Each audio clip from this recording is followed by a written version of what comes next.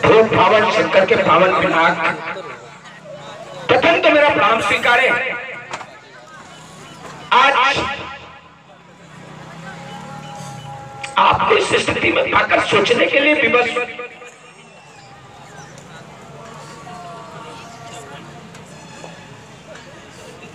शुक्ल यजुर्वेद की एक ऋचा है, नाथ दूरे नाथ तीरे ना बले नाथ दुर्बले, प्रत्यहीनो चा मूर्खे चा खंड सुकन्या नदी। ये नियमावली बनाई गई, ये नियम निर्धारित किए गए। क्या? नाथ दूरे ना अधिक दूर, नाथ तीरे ना अधिक पास, हेलो ना भले भैया मंच पर ना बहुत बलवान, ना दुर्बले ना अत्यंत दुर्बल, बुद्धिहीन और चरित्रहीन, मूर्खेता, मूर्ख को भी सुकन्या नदी, क्षय को कन्या देनी नहीं चाहिए, सुकन्या देनी नहीं चाहिए। तो यहाँ हाथी बलवान की खोज हो रही है, तब तो इस नियमावली का उल्लंघन हो रहा है। इसके पूर्व ही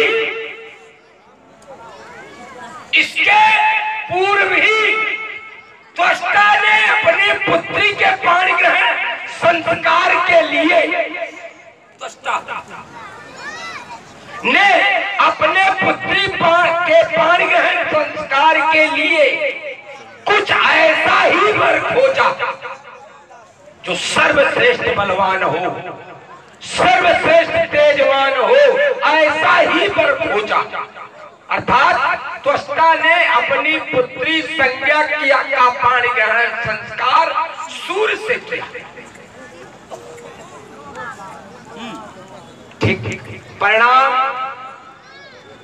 न वो पद की रही न वो पितृ की रही। आज भी ठीक वही स्थिति दोहराई जा रही है। क्या मतलब है?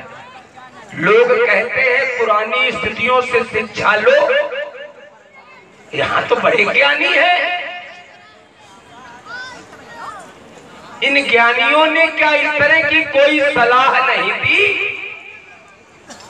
कि जिसने इस तरह के कृत्य किए वो न पति कुल की रही न पितृ कुल की रही, तो इस नियमावली का पालन क्यों? अब तो मैं कहने के लिए भी बस ये सब योजना केवल इन्हें खंडित कराने की, क्योंकि नए मकानों में चीजें पुरानी कौन रखता? बड़े शहरों में परिंदों को पानी कौन रखता है? हम ही थामे खड़े गिरती हुई दीवार को अड़ना सलीके से बुजुर्गों की निशानी कौन रखता है? सलीके से बुजुर्गों की निशानी कौन रखता है? मिथिला समाज में सम्मानित दशानन जी का शुभागमन के उपरांत राजा जनक के द्वारा स्वागत और सम्मान से अभिभूत होना, शुभ आशीर्वाद देकर के आश्वस्त कर देना और उनके द्वारा लिए गए निर्णय का एक सूक्त के माध्यम से विरोध करना, टिप्पणी करना बड़ी विडंबना है समाज की कि लोगों के एक स्वभाव बन चुका है कि लोग अपने घर को नहीं देखते कि दूसरे घर में क्या हो रहा है उसकी ताका-तकी बहुत करते हैं। रावण जी ने अपना घर नहीं देखा, रावण जी ने अपना घर नहीं देखा, रावण जी ने ना अपना चरित्र देखा, न रावण जी ने अपना व्यवहार देखा, में ताका झांकी कर रहे हैं कि राजा जनक ये कर रहे हैं, राजा वो कर रहे हैं। विषय ये है कि आपके सिद्धांत को मान लेते हैं कि आपके सब व्यक्ति इतना छोटा सिद्धांत ला के रख रहा है समाज में, मैं ये नहीं समझ पाया। अरे जिनके सामने रख दिया था तो रख दिया था, अब कम से कम विचार करो कि ये सिद्धांत बिल्कुल मेरी दृष्टि में उचित ही नहीं है, और अगर उचित था, आप इसका जानते थे, तो आपने ऐसा काम क्यों किया? अति बल कुंभकर्ण अस भाई, तुम्हारा तो भाई कुंभकर्ण है, अति बल, बड़ा बलवान है, तो क्या उसकी पत्नी ना घर की रही ना घाट की रही है? कहाँ चली गई है? न मातृकुल की रही ना पितृकुल की, कहाँ है? लंका में नहीं रह रही, कहीं और चली गई है। दूसरी बात आपके लिए, मैं इधर उधर की बातें नहीं करूंगा। आप दूसरे घर में ताका झाकी कर रहे हैं, हम आपके घर में केवल ताका झाकी घर के निकाल रहे बात। भुजबल विश्व बस राकेश कौन शतन, बल 6 प्रकार के होते श्री राम जी, उसमें एक भुजा का बल भी होता है भुजबल। आपने भी भुजाओं के बल पर सारे विश्व को अपने बस में कर लिया। अब मैदानों ने अपनी बेटी आपको दे दी, का मंदोदरी घर की नहीं है, ना घाट की, ना पिता की है, ना पति की है। तुम्हारे पास नहीं रहती क्या मंदोदरी? रहती है ना? तो आइए सिद्धांत, जिस समय आपका विवाह हो रहा था उस समय आपने अपने ससुराल वालों से क्यों नहीं कहा कि भाई ये सिद्धांत उचित नहीं है? जिस समय आपने अपने भाई कुंभकर्ण का विवाह किया था उस समय आपने सिद्धांत की चिंता नहीं की, और आपका भाई विभीषण तो बलवान ही नहीं है। आपने कहा कि अत दुर्बलम, विभीषण बलवान नहीं है। अब विभीषण का भी आपने विवाह किया, तो क्या विभीषण की भी पत्नी घर की और घाट की नहीं है? तो सीधे आपने यही कहा ना कि न पति की न पिता की, अर्थात न घर की न घाट की, तो क्या ये सब आपके यहाँ नहीं रह रही है? दूसरी बात, राजा जनक के द्वारा जो निर्णय लिया गया है उस निर्णय में कोई बलवान आया ही नहीं है, केवल वीर आए हुए हैं। द्वीप द्वीप के भूपति नाना, विपुल वीर आए रणधीरा, केवल वीर आए हुए हैं, बलवान नहीं आए हुए हैं। अल्प विराम के साथ आपकी वार्ता चाहता है। ठीक ठीक जोड़ा नहीं है। अच्छा जुड़ा नहीं है, ठीक ठीक नहीं जोड़ा। भाई देखो जोड़ के दिए दे रहे हैं हम पहले अपने घर के उत्तर दे दे। तुम तो सब, हमने राजा जनक पर आरोप लगाया तो आपने हमारे ऊपर आरोप लगाया। अरे हम तो आप पे लगाएंगे, हम कहे राजा जनक पर लगाएंगे। ये अच्छी बात थोड़ा, अगर जरा देखिए एक बढ़िया चिंतन दे रहे हैं, इसको कहीं अन्यथा न लेना। अगर लेकिन कुछ चर्चा है, कोई चर्चा नहीं, राजा तिवारी नाम बोल रहे है? कोई चर्चा नहीं है। वीर बलवान अपने हमारे ऊपर आरोप लगा दिया, जबकि ये अनुचित। अगर दो अधिवक्ता जन प्रबुद्ध जन हमारे साथ यात्रा करे, दो अधिवक्ता किसी विषय को लेकर आपस में विचार विनिमय करे, आपस में तर्क करे, तो क्या मतलब है एक अधिवक्ता दूसरे अधिवक्ता पर आरोप लगाने लगे, उसके चरित्र पर आरोप लगाने लगे? नहीं, जिस विषय को लेकर अधिवक्ता आपस में तर्क कर रहे हैं हम उसमें अपना अपना पक्ष रखें। एक हाँ, आपने आरोप लगाया कुंभकर्ण अति बलवान है, क्या तुम्हारे, चूंकि लड़की वो तुम्हारे यहाँ की है, कुंभकर्ण अति बलवान है, और मान लो तुमने विचार नहीं किया, ये तुम्हारा विषय है। हाँ, वो कहीं नहीं गई, ये तुम्हारी भाग्य है। ये फिर उसमें पाणी ग्रहण संस्कार नहीं हुआ, क्या हुआ? पुण्य तो बंधु पियाए चाई, जबरदस्ती जीता और विवाह किया अपने भाइयों का। कोई हमारे यहाँ कन्या लेके नहीं आया, अंतर है। हमने क्या किया? जीता, जीत बरी, जीता और वरण किया। हाँ, हमारे साथ ये सही है कि मैदानों हमारे ससुर, मैदानों की पुत्री मंदोदरी, इनके पाणी ग्रहण संस्कार में एक स्थिति थी कि जो हमारे पंजा को मोड़ देगा, अर्थात वो अपने से अधिक चाहत लेकर समाज में घूम रहे थे। वो सबसे बलवान नहीं, ये तो हम बाद में बने, वो अलग विषय है। उस समय जिस समय मेरा पाणिग्रहण संस्कार हुआ था तब तक मेरे पास लंका भी नहीं थी। अति बलवान की खोज उन्हें नहीं थी, अपने से बलवान की खोज, अपने से बलवान। तो ये तो उचित है हमसे थोड़ा धनवान व्यक्ति हो जिसके हम पाणिग्रहण संस्कार करें, कन्या से थोड़ा अच्छा लगता हो जिससे, ये तो ठीक है। लेकिन सर्व सुंदर हो त्रिभुवन के समेत, ये अनुचित। जैसे मैंने क्या कहा, त्वष्टा ने अपनी पुत्री के लिए किया सबसे अधिक तेजवान कौन कल सूर्य कलबसिनी से, तो न वो पित्त कुल की रही न पथ कुल की रही।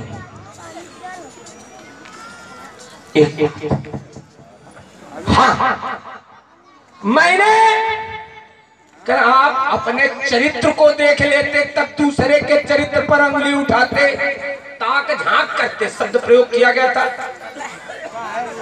रावण का चरित्र दूसरे, चलो हम ये मान लेते भी रावण के चरित्र के में कोई नहीं है। जिस पक्ष में तुम खड़े हो उनके बड़े घिनौने चरित्र हैं। रावण का चरित्र साफ सुथरा है।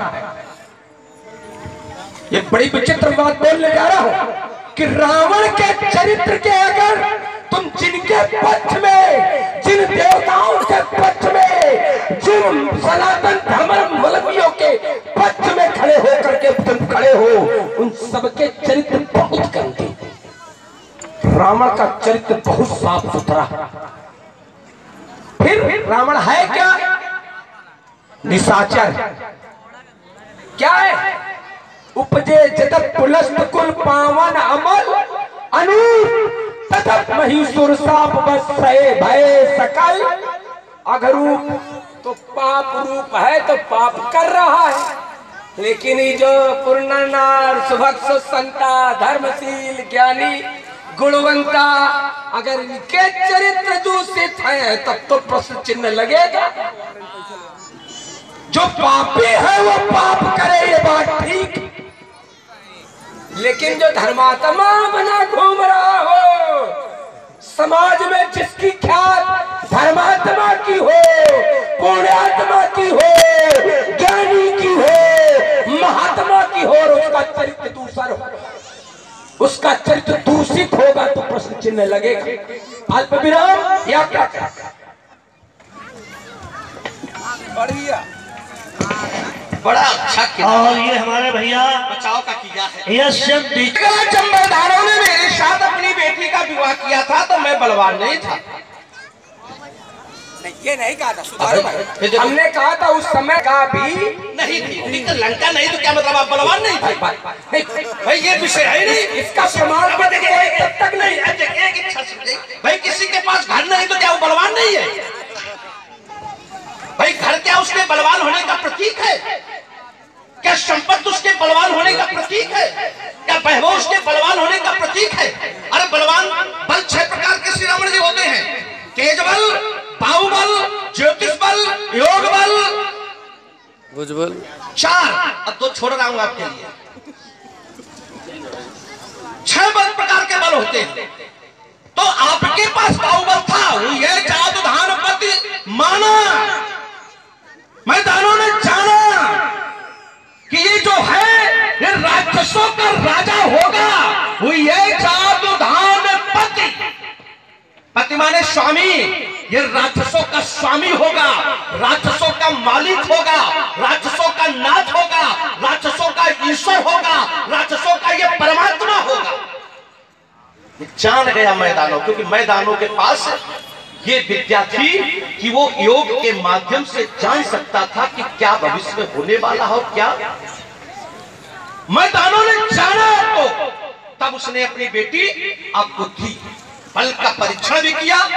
और ये जो हाथ झुकाने का, तो जो आपने झुकाया था तो उसने तो स्वीकार कर लिया कि आप बलवान हैं, क्योंकि मैदानों के हाथ को उसने झुकाया तो बलवान है। और बलवान मान करके उसने अपनी बेटी आपको दे दी। और आपको मालूम था कि बहुत बलवान को बेटी नहीं देनी चाहिए, तो आप मैदानों से कह देते कि देखिए मैं विवाह करके तो लिए जा रहा हूं, लेकिन सामाजिक सिद्धांत ये है कि न दूरे न तीरे, न बलवान को, न अति दुर्बल को, न मूर्ख को, न विद्वान को। तो वैसा है कि हमें अपनी बेटी न दो। अगर तुम्हारी बेटी के साथ कोई ऐसी घटना घटे कि न हमारी रहे और न तुम्हारी रहे, तो ये पहले शर्त मनवाई नहीं मनवाई, स्वीकार कर लिया। क्यों स्वीकार कर लिया? क्योंकि मंदोदरी जैसी है कन्या मिल रही थी आपको, सुंदरी कन्या। सहज आपने स्वीकार कर लिया, तब ये सूत्र आपको काम नहीं आया। आपने एक बढ़िया बचाव किया और इस मामले में तो आपकी कोई सानी ही नहीं है। चाहे जहां से बात रखी जाए और उसे जोड़ करके रख दोगे, इसके लिए आपको कोट साधुवाद बोले कहा मैंने, अलग वो तो मैंने जबरदस्ती जीत करके विवाह कर लिया था। ये तो तुम्हारे घर वालों की कमी है कि अपनी बेटी का विवाह करने में ये। चलो हमारे घर वाले चूक कर रहे थे, हमारे घर वालों ने चूक किया कि आपके भाई कुंभकर्ण के साथ विवाह किया गया, चूक हो गई। तो फिर वही बात मेरी है कि आपको सिद्धांत मालूम था तो एक बार कम से कम हमारे घर वालों को समझा देते। नहीं समझाया आपने तो आपको लग रहा था, है क्या लग रहा था कि विरोचन की बेटी के साथ मेरे भाई का विवाह होगा। विरोचन कौन? विरोचन भक्ति प्रहलाद का बेटा, उसके साथ मेरे भाई का विवाह हो रहा है। कौन नहीं संसार में चाहता है कि वैभवशाली घर में मेरा भाई विवाह हो? कौन नहीं चाहता कि वैभवशाली घर में मेरे पुत्र का विवाह हो? चलिए इतना हमने मान लिया। जरा मेघनाथ, जरा लाओ, मेघनाथ का विवाह नहीं किया क्या? वो भी भगा के लाया था, है? मेघनाथ का तो तुमने विवाह किया। मेघनाथ भी तो बलवान है, वो भी तो बलवान है। तब ये सिद्धांत कहाँ गया था? तो हम इस वजह से कहते हैं कि सिद्धांत नहीं, जरूरी नहीं कि दुनिया के सारे सिद्धांत सबके लिए उपयुक्त हो। जरूरी नहीं कि हर सिद्धांत हर व्यक्ति के लिए उपयुक्त हो। सिद्धांत बनाए गए हैं, सिद्धांतों का पालन होना चाहिए, लेकिन जहां ज्ञानियों की बात होती है, जहां धर्मात्माओं की बात होती है, वहां अभी देखिए बात है, वहां पर ये सिद्धांतों का बड़ा महत्व नहीं रखता, क्योंकि ज्ञानी जानते हैं, समझते हैं। अब रुक जाओ, एक आरोप और लगाया था, जो सबसे बड़ा आरोप लगाया था, जरा लिए जाओ। बोले कहा तुम जिनके पक्ष में खड़े हो उनका आचरण कैसा है? किनके पक्ष में मैं खड़ा हूँ? किनके पक्ष में मैं खड़ा हूँ? राजा जनक के पक्ष में खड़ा हूँ, सीता के पक्ष में खड़ा हूँ। राजा जनक का एक भी आचरण ऐसा बता दो, राजा सीता कन्या का कोई आचरण ऐसा बता दो जो अंकित हो। और जिन देवताओं की तुम बात करते हो, अरे उन देवताओं से तो हमारा हमेशा विरोध रहा है। अरे उनके लिए तो मैं कहता हूँ, ऊंच निवास नीच करतूती और देख सके न पराई विभूति। उन देवताओं की मुझसे बात करते हो? जिन देवताओं ने सदैव मेरे साथ छल किया, जिन भाइयों ने मेरे साथ कपट किया, जिन भाइयों ने मेरे पर दोष भावना रखी, कहते उन देवताओं के पक्ष में तुम खड़े हो। मैं राजा जनक के पक्ष में खड़ा हूँ, और एक राजा जनक का चरित्र ला करके खड़ा कर दो जहाँ उचित हो। हमें जहाँ तक तुम्हारे चरित्र की बात है तो मैंने जाना है, वहाँ है खल बहु चोर तुम्हारा अजय लंपट गर्दन परितारा। रुक गए, सीधे जोड़ के देना भाई, हमें बोल लेने दो। हाँ ये है भाई, भैया बिल्कुल यहीं से छोड़, जहाँ छोड़ा है हम विषय को यहीं से छोड़ेंगे। कह रहे हो मैं राजा जनक के भैया एक आप ठीक रखो तो इनका ठीक रख पाएंगे। चलिए मैं विषय को जोड़ रहा हूँ, सीधे सीधे जोड़ रहा हूँ। आपने कहा कि मैं राजा जनक के पक्ष में हूँ, देवताओं के पक्ष में नहीं। मित्र का मित्र अपना मित्र, शत्रु का मित्र। अब बताओ, शत्रु का मित्र, एक उत्तर आपसे चाहते हैं, मैं छोटा सा उत्तर कर दो। शत्रु का मित्र, देखिए राजा जनक देवताओं के पक्षधर और तुम्हारे देवता विरोधी, तुम राजा जनक के पक्ष में। क्या है ये भैया? बढ़िया बात है। अब चलो इसी पर थोड़ा हो जाए। नहीं ऐसे थोड़ा अच्छा है। अच्छा अब पक्ष नहीं हुआ, दो अरे तो थोड़ा हम सोच रहे भाई यार बोल लेने दे। चलिए आपका चरित्र, आपने कहा आपका चरित्र, मेरा चरित्र बाड़े खल को चोर जुआरा, ये तो हमारा काम है। पर दारा बमन से तुम्हारा राक्षसों का ये धर्म है और मैं अपने धर्म पर, लेकिन इनका जो धर्म है क्या यही है? बस रुक जाना, हम बिल्कुल जोड़ के दे रहे हैं अपना। क्या हमारा धर्म क्या है? पर दारा बमन सिप्तम पराक्यार्थे लोलुपा स्वाध्यायी त्र्यंबकम भक्ति राक्षस धर्मी उचित। अपने धर्म का पालन कर रहा हूं। हाँ, राजा जनक का धर्म है अत्याचार के विपक्ष में खड़े हो, और ये देवता अत्याचार करते रहे यहां तक इनके घर में किया। देखिए बढ़िया बात जोड़ के दे तो तुम स्वीकार करना, ऐसे तो बहुत लोग दिया करते होंगे। देखो राजा जनक के घर में देवताओं के राजा ने, सुरपति ने, सुरेश ने क्या किया? इनकी गुरुमाता के साथ दुर्व्यवहार किया, और ये देवताओं के पक्षधर तब भी बने रहे। क्या चरित्र है इनका? और तुम उनके पक्ष में खड़े हो तो क्या चरित्र है तुम्हारा? अगर अच्छा चरित्र होता हम सोचे यात्रा लाभ करें। ये ठीक बात है। आपने एक बात पहले कही, कारण मित्र का शत्रु भी शत्रु होता है, ठीक है ना? और मित्र का मित्र भी अपना मित्र होता है, अपना मित्र होता है। एक और विषय दे दे, शत्रु का शत्रु भी अपना मित्र होता है, शत्रु का शत्रु भी अपना मित्र होता है। आपने कहा कि राजा जनक देवताओं के हितैषी है और आपके देवता विरोधी है, यही तो है। और आप इसके बाद भी राजा जनक के पक्ष में खड़े हैं। ये मित्र का मित्र, शत्रु का शत्रु, ये सिद्धांत लागू कब होता है? क्या विवाह जैसी व्यवस्था में लागू होता है? भाई सिद्धांत अपने कहने की जरूरी है कि सारे सिद्धांत सब जगह उपयुक्त होते होते। ये तो उस समय की सिद्धांत लागू होते जब कोई युद्ध हो रहा हो, रणभूमि में हो, कोई मित्र पर आपदा आ गई हो, कोई मित्र पर समस्या आ गई हो, किसी के द्वारा कोई विरोध किया जा रहा हो, तो ऐसा तो कुछ नहीं है। मैं राजा जनक का, मैंने कहा क्या था कि मैं राजा जनक का सहयोगी हूं। काहे में सहयोग कर रहा हूं? विवाह में सहयोग कर रहा हूं। और राजा जनक ने बेटी का विवाह किया का आयोजन रखा है। अब जाओ कहे इतनी जल्दी है, ये देखो उनका खेल खिलाओ, जिनका बीच में ये इधर कर दो। बोलने का अवसर तभी मिलेगा जब आपका अवसर आएगा। अरे वो खेल गए कल, आवाज रही खिलेगा। तो यहाँ राजा जनक अपनी बेटी का विवाह कर रहे हैं, और विवाह में मैं सहयोग के लिए आया हूँ। तो इसमें मित्र का मित्र, शत्रु का शत्रु का क्या मतलब है? देखो बात हो जाने, ईमानदारी हमने आधे में बात छोड़ी तो आधे में तुम भी छोड़ो, ऐसा थोड़ा ना। अच्छा बात में उधार है, चलो पूरी कर ले। हमें पुना रख के दे रहा हम सोच रहे हैं बालू सही तो मोर रख ले। भाई पुना न रखे तो बालू सही रख के दे रहे आपको। तो राजा जनक के विवाह के आयोजन में, राजा जनक के लिए बेटी का विवाह का आयोजन किया गया। मैं उसमें समर्थक हूँ। क्यों समर्थक हूँ? मैं चाहता हूँ कि धनुष टूट जाए, राजा जनक की बेटी का विवाह हो जाए। मैंने एक शब्द कहा था कि मैं सीता के समर्थन में हूँ। मैं चाहता हूँ कि सीता का विवाह हो जाए। यहाँ ये सिद्धांत आपका मित्र और शत्रु का कहीं से उपयुक्त नहीं बैठ रहा है। दूसरी बात एक ने आपने आरोप बहुत सही लगाया है और राजा जनक पर लगाया है कि गुरु माता के साथ सुरेश ने, हाँ बाबा आप कह रहे थे सुरेश, तो हम भी कह रहे थे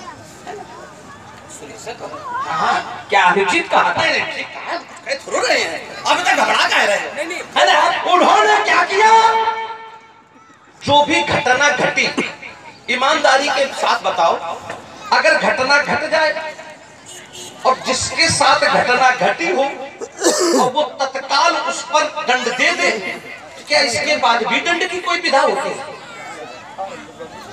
भाई अहिल्या के साथ घटना घटी, गौतम की पत्नी अहिल्या थी, तत्काल गौतम ऋषि ने दंड दे दिया, इंद्र को भी दंड दे दिया, सतानंद को भी दंड दे दिया, चंद्रमा को भी दंड दे दिया, सबको दंड दे दिया। तो जब दंड तत्काल मिल गया तो फिर ये दंड की बात क्यों? और जहां तक राजा की बात है तो राजा तो दंड देने के लिए तब अधिकृत होता है, राजा दंड देने के लिए तब आगे बढ़ता है जब राज न्यायालय में कोई बात आवे। तो क्या गौतम ऋषि राज न्यायालय में बात लाए या अहिल्या के द्वारा कोई राज न्यायालय में बात लाई गई? तो ये दंड विधा की जो बात है जब कर रहे थे क्या करते रहे। तो जब तक राजा के पास कोई आएगा नहीं, कोई न्याय मांगेगा नहीं तो राजा न्याय कैसे दे देगा? तो वहां पर दंड दे दिया गया था तो न्याय की आवश्यकता नहीं थी। अब मैं अपनी बात के साथ आपकी बात चलिए यहीं से जोड़ के क्या छोड़ा है वहीं से जोड़ेंगे। देखिए ये सही है कि न्यायालय में बात नहीं लाई गई, लेकिन अगर माँ के साथ, देखिए बात कितनी बड़ी थी और तुमने कितने हल्के से इसको लिया। यदि माँ के साथ दुर्व्यवहार किसी के द्वारा किया जाता, ठीक है बाप ने दंडित कर दिया, हम तुम्हारी ये बात माने, क्योंकि उसके पुत्रवत संबंध है और उसके पतिवत संबंध है। वो पुत्र है और वो पति है। ठीक पति ने कुछ दंड दे दिया उसे जिसने दुर्व्यवहार किया, कुछ नहीं। भाई हम दंड का तुम्हारे अनुसार बहुत बड़ा दंड होगा, मेरे अनुसार तो पद च्युत होना चाहिए। इतना बड़ा दंड कुछ नहीं मिला, मेरे दृष्टि में भी कोई दंड नहीं। जरा देखो पिता ने दंड दे दिया तो पुत्र क्या कहेगा? उसकी गोदी में खेले। पुत्र को क्या करना चाहिए? बस यहाँ आज विराम लगा के हम छोड़ रहे हैं, ये विषय हम नहीं छुएंगे, ये आपके पत्र में डालेंगे। जब आपका कर्म आवे तो इसका उत्तर करना है। हाँ, आपने कहा कि ये ठीक, आपने कहा कि ये लोग धर्मावलंबी हैं, तो भाई जब ये धर्मावलंबी है तो नियमावली किसे माननी चाहिए? जो धर्म के पथ पर चल रहा, और हम हैं क्या अधर्मी? हम नियमावली माने चाहे ना माने, भाई हम नियमावली नहीं मानते इसीलिए तो अधर्मी है। तो हम नियमावली ना माने, लेकिन जो धर्मावलंबी है ये तो नियमावली माने, लेकिन ये लोग नियमावली नहीं मान रहे और हम उन्हें नियमावली याद करा रहे हैं। बताओ को अधर्मी नियमावली याद काहे करा रहे हो? ये तो करो ज्ञान नहीं, हम क्या भाई ये तो विषय नहीं हुआ क्या? ये नियम नहीं है, या तो ये कहते ये नियम नहीं है। नाच दूरे नाच तीरे ना बले नाच दुर्बले। अगर ये नियम है तो यहाँ पालन क्यों नहीं? ये धर्मावलंबी है, इन्हें तो पालन करना। रावण ना माने, चलो तुम्हारी सब बातें सही, रावण भाई नहीं मानता इसलिए तो रावण ना माने तो क्या मतलब धर्म पे चलने वाले भी ना माने? बिल्कुल मानना चाहिए। तो काहे नहीं मान रहे? देखो कैसे लड्डू, यही तो हम कह रहे हैं कि आखिर ये क्यों नहीं मान रहे? और मैंने एक सार गर्भित तथ्य रखा था, साधारण बात थोड़ा रखी थी कि त्वष्टा जैसा व्यक्तित्व, राजा जनक तो कोनो खेत की मूली नहीं है। चलिए तुम्हारा फिर लाए विषय को, चलो इसी की यात्रा कराते हैं। रुक गए। त्वष्टा जैसा व्यक्ति, और उसने अपनी बेटी संध्या का विवाह सूर्य के साथ करा दिया। सूर्य के पास कौन सा बल था? तेज बल। तो हमको लगता संध्या के जाते ही सूर्य के तेज में संध्या नष्ट हो गई होगी। ये बात तो महत्वपूर्ण लाई, नहीं हुई।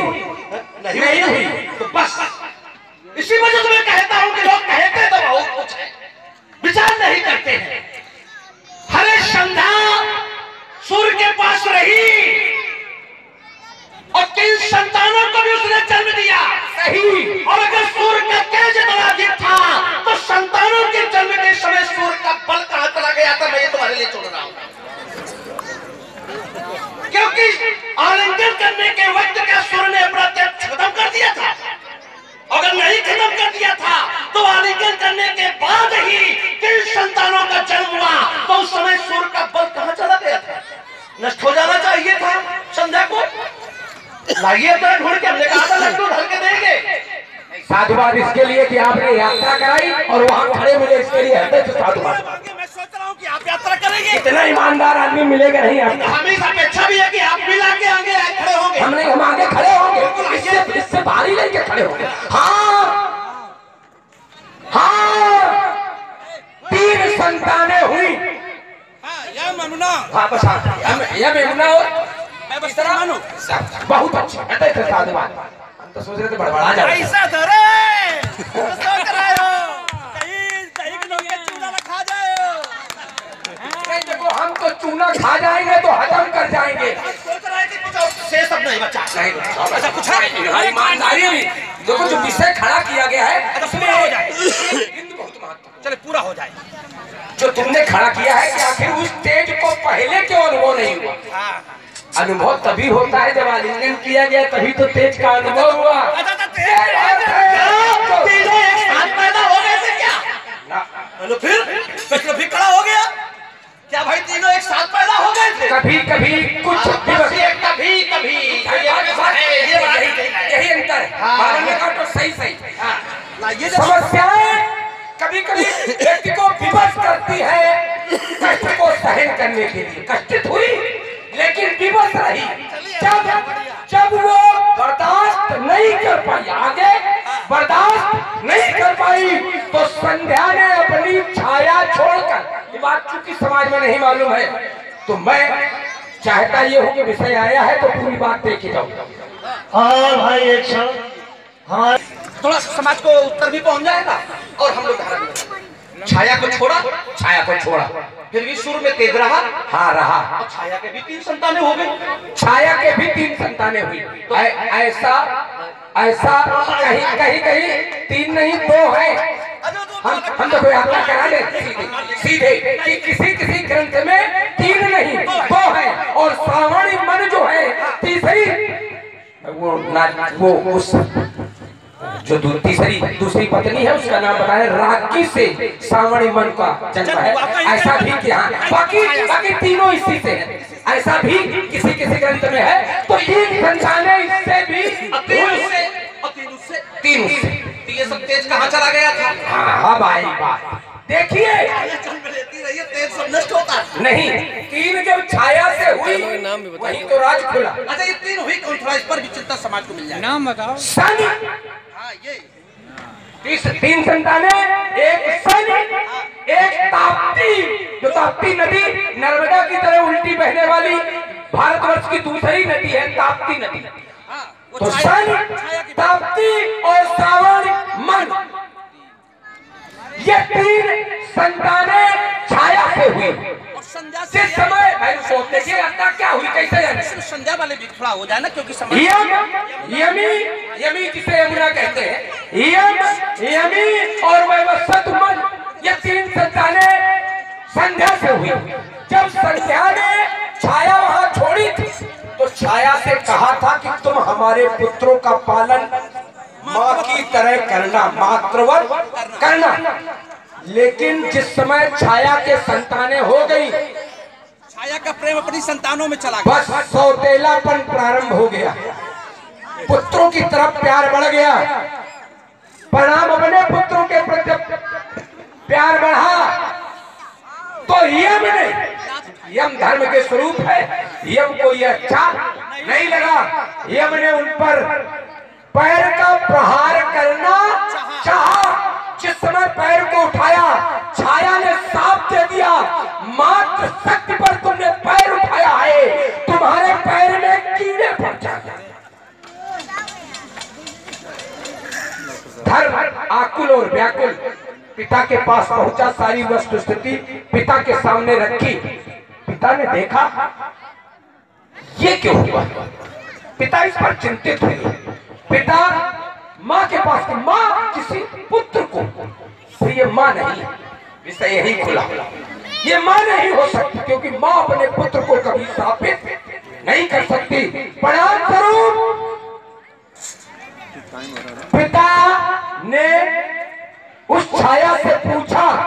छाया ने सारी वस्तु स्थिति बताई। पिता ने कहा कि तुमने ये कार्य अनुचित किया है। तुमने मात्र पद का अपमान किया है। माँ के अंदर द्वेष भावना नहीं होनी चाहिए। तुमने मात्र पद का अपमान किया है, इसलिए तुम स्वर्ग लोक में रहने की अधिकारिणी नहीं हो। परिणाम स्वरूप छाया को मृत्यलोक में आने इसके आप सब लोग आप लोग छाया देखते हो अपनी अपनी।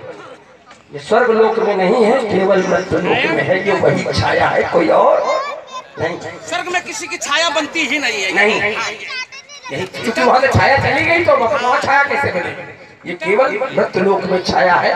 तो चूंकि विषय जोड़ा गया था, कुल मिलाकर तब सूर्य अपने पिता तुल्य त्वष्टा के पास गए। त्वष्टा ने बताया कि मैंने भी अपने घर से संध्या को निकाल दिया है। परिणाम स्वरूप संध्या किस रूप में थी?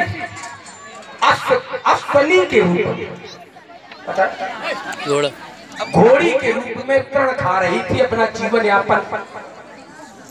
बस जंगल में तृण खा रही थी अश्वनी के। अरे होगा संदेश, हमें तुम उसके लिए रास्ते देखो, हम माने अपने